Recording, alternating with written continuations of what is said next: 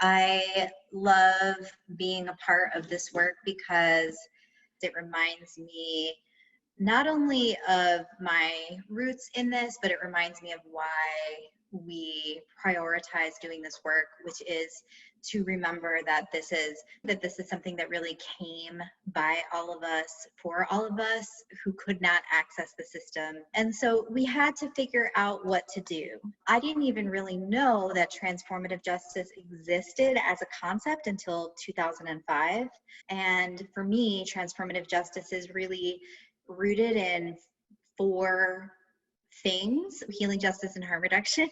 There's lots of resources on both of those that are super important to look into.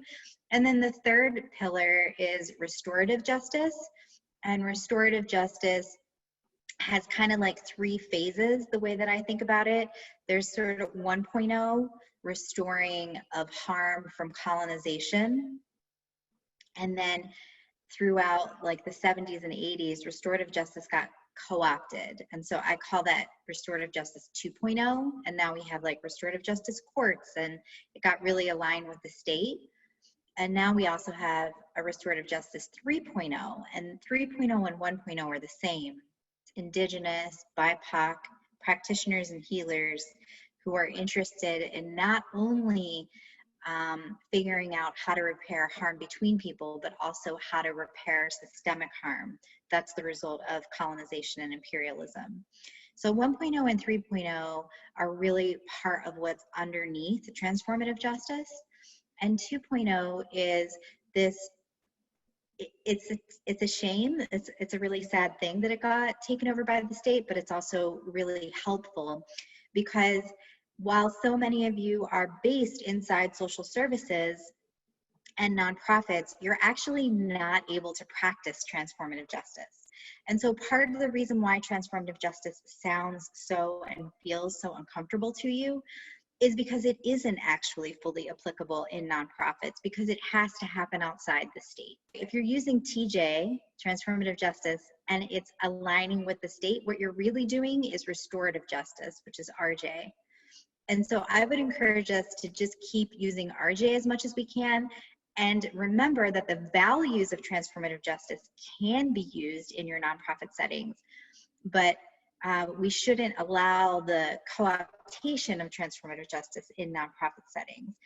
At Young Women's Empowerment Project, where we were all young people of color in the sex trade and street economy, we had to figure these things out. And as we became a nonprofit, we needed nonviolent solutions, and we needed solutions that were replicatable. Everything that we know about transformative justice, we can get from people in the sex trade and street economy. A bad date sheet was a way that people in the sex trade warned each other about violent and abusive Johns. And this is a strategy that we can use over and over and over again outside of the sex trade as well. One of the most important parts of transformative justice and figuring out how survivors of sexual violence and how people who've caused harm to survivors of sexual violence can heal is by reclaiming our imaginations collectively. Carceral interventions, meaning interventions that rely on the state, is something that the sexual assault movement really needs to look at in itself. Now that we're asking the question of how can we hold people accountable without using the state, and we have such a confusion in this country between punishment and accountability. We think that they're the same thing. In reality, punishment is passive and accountability is active. Accountability is much, much harder. Punishment is something that happens to people. What it's saying by forcing carceral solutions and by expanding the state so much is that sexual violence is an appropriate punishment for sexual violence, because that's what prisons are. Prisons replicate sexual assault and sexual violence over and over and over again. In the sexual assault world, those of us who've had access to it have watched the carceral system expand and expand and expand in our names. I invite you all to look inwards first and to try to figure out how can we be accountable to the harm that we've caused to people in the sex trade while we expanded all the anti-trafficking laws that increase carcerality in our lives, where we've sent so many people to prisons and where we've worked so hard to strengthen laws and to increase cops and to increase policing in children's lives whose parents were involved in the sex trade or whose parents were poor, and how the sexual assault movement can really begin that reconciliation so that we can move away from carceral logics collectively, so that we can move away from prisons.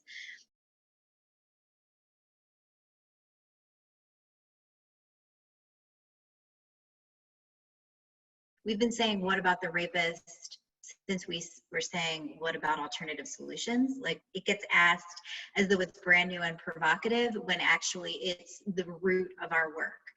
We act as though there's such a thing as an innocent survivor, and that innocent survivor is the only person that we're interested in engaging with, when in reality, there's so many more people who are survivors. The person who sexually assaults someone is a survivor. And so I think we need to take that dichotomy apart. I want to reference this really incredible chart that Dean Spade and Mariam Kaba worked on together that's published in Bundling Towards Repair. 2 or 3 basic points. One is that there's far more rapists outside of prison than in prison. And the reality is that sexual assault happens so much in prison that what we're saying when we put people in prison is that sexual assault is an appropriate response to sexual assault. Prison is not the way to stop rape, it's actually the source of rape. And the state is really the biggest rapist we have because of the way policing in prisons plays out in our communities.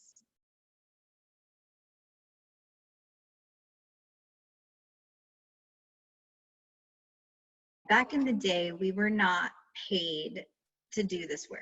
I'm not saying we shouldn't be paid for the incredible labor that we do, but the work doesn't end there. The ways that we get paid isn't the totality of our activism and work to end sexual violence. If our jobs are dependent on carceral funding, then we need to ask ourselves, what else can we do? What more can we do? But I think that we can begin by taking those values of less policing, of survivors being in charge, like truly in charge, not like client-centered in charge, looking at programs like API Chaya in Seattle that built a transformative justice program, which works with community members outside of the organization to increase their capacity to respond to sexual violence. It's about how we continue to build our community's resilience to respond to these issues that we have actually been responding to all this time anyway.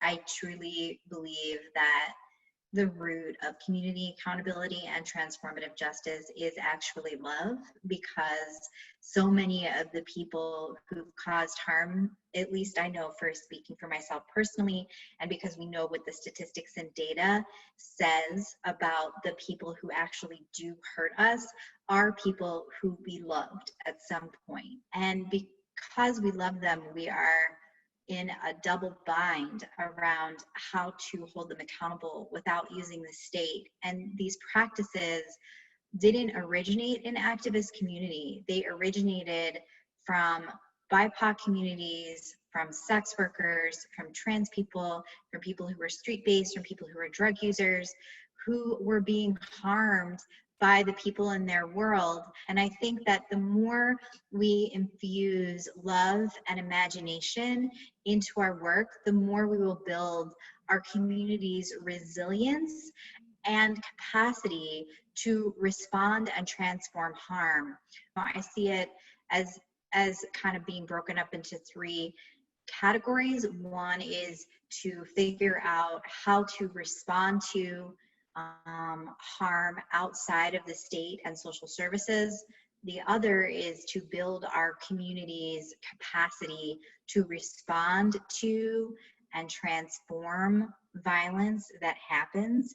And the third is to transform the root causes and conditions that allow that violence to happen in the first place. So what would it look like if instead of attending a conference that was all about responses to violence, we attended a conference about imagining a world where violence was unthinkable, especially sexual violence? All of the ways that people in the sex trade and street economy are set up over and over again to experience harm from the state.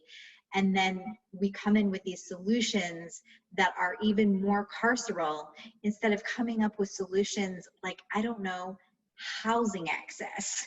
I want to remind us about transforming the conditions that make this violence possible to begin with, instead of only responding with interventions once the violence has happened.